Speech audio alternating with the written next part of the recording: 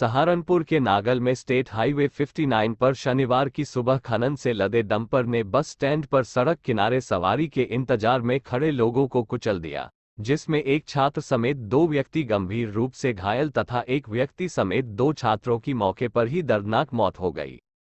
मिली जानकारी के अनुसार क्षेत्र के कस्बे में ट्यूशन पढ़ने आए गांव जैनपुर निवासी छात्र लक्की पुत्र तेंदर 17 वर्ष, नागल के पंडौली रोड निवासी नौमान पुत्र नौशाद 20 वर्ष और एक अन्य यात्री की वाहन के नीचे कुचले जाने से मौत हो गई, जिसकी अभी पहचान नहीं हो सकी।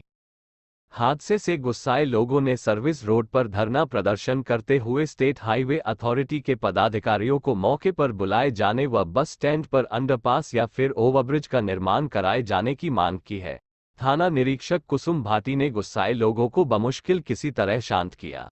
नागल थाना क्षेत्र में आज सुबह एक एक्सीडेंट हुआ और दुर्घटना में एक डंपर के सामने अचानक एक मोटरसाइकिल आई जिसे टक्कर लगी और उसे बचाने के क्रम में ऑटो को भी टक्कर लगी। इस पर दोनों ही जो वाहन है उनको टकराने से इसमें 3 व्यक्तियों की मृत्यु हुई है और शेष घायल हैं जिन्हें अस्पताल ले जाया गया है। उनकी स्थिति ठीक है।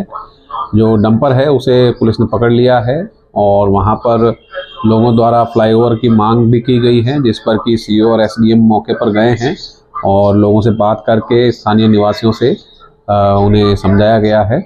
जो अभियुक्त है उसके विरुद्ध मुकदमा दर्ज किया जा रहा है और आगे अग्रिम कार्रवाई की जा रही है। स्थानीय लोगों द्वारा वहां पर धरना प्रदर्शन भी किया गया था। अब फिलहाल क्या स्थिति है? स्थानीय लोगों द्वारा वहां पर हाईवे पर फ्लाईओवर बनाने को लेकर मांग की गई थी, जिस पर अधिकारीगण मौके पर गए हैं। सीओ और एसडीएम ने वार्ता की और उनकी बात सुनी है और नियमानुसार आगे इसमें कार्रवाई की जाएगी। झारखंड से कांग्रेस सांसद धीरज साहू के पास 200 करोड़ के घोटालेबाजी के रुपए मिलने के बाद आज प्रदेश भर में भारतीय जनता पार्टी द्वारा प्रदर्शन किए गए। सहारनपुर में भी ये प्रदर्शन देखने को मिला। यहां भाजपा के सैकड़ों कार्यकर्ताओं ने वरिष्ठ नेताओं के साथ मिलकर कांग्रेस के खिलाफ जिलाधिकारी कार्यालय पर प्रदर्शन कर राष्ट्रपति को संबोधित एक ज्ञापन जिला प्रशासन को सौंपा। आज महामहिम राष्ट्रपति श्रीमती द्रौपदी मुर्मू जी को प्रेषित एक ज्ञापन जिलाधिकारी के माध्यम से दिया गया। यह इस संदर्भ में है, कांग्रेस जो पूरी तरह से भ्रष्टाचार में अकंठ डूबी रही है हमेशा से। अभी आपको मालूम होगा कि राज्यसभा के सांसद धीरज साहू जी के यहाँ से बड़ी संख्या में अवैध धन प्राप्त हुआ है, जिसकी गिनती जारी है और 200 करोड़ से ज़्यादा का आंकड़ा पार हो चुका है।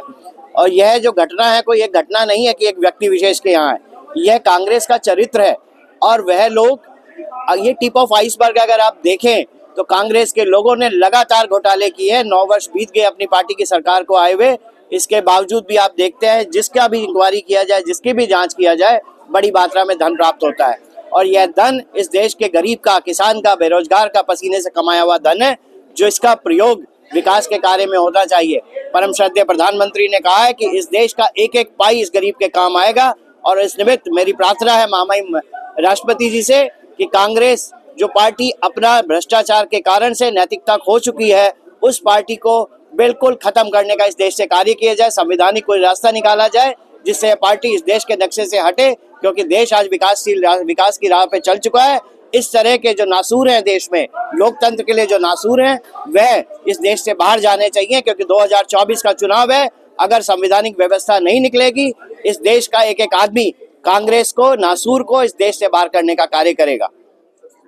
सहारनपुर विकसित भारत संकल्प यात्रा के दूसरे चरण के दूसरे दिन नगर निगम द्वारा आज नुमाइश कैंप में कार्यक्रम आयोजित कर वैन के माध्यम से लोगों को प्रधानमंत्री का लाइव भाषण सुनवाया गया तथा उज्ज्वला योजना के लाभार्थियों पूजा पुंडीर, खामोश व शीतल को कनेक्शन के साथ चूल्हे भी दिए गए। जबकि हकीकत नगर में वैन के माध्यम से सरकार के योजनाओं का प्रचार प्रसार किया गया तथा पीएम आवास योजना के लाभार्थी आत्माराम व आनंद तथा पीएम स्वनिधि के लाभार्थी प्रवीण सैनी व केला को प्रमाण पत्र वितरित किए गए।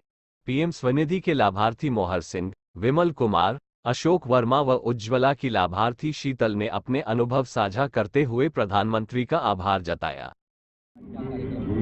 विकसित भारत संकल्प यात्रा का कार्यक्रम हमारा अलग अलग क्षेत्र के अंदर चल रहा है और इसी श्रृंखला के अंदर आज इस क्षेत्र के अंदर है और उसके उपरांत हकीकत नगर जो क्षेत्र है हमारा, वहाँ पर रहेगा। पूरे देश के अंदर ये इस प्रकार की यात्रा चल रही है और वो इस देश की सोच को बदलने के लिए कि हम विकासशील से विकसित होने जा रहे हैं। आदरणीय प्रधानमंत्री जी ने जिस प्रकार से विकास की राह चलाई और इस देश को बढ़ाने का कार्य किया है, उस सब के लिए जागरूक करने के लिए जनता को ये यात्रा चल रही है।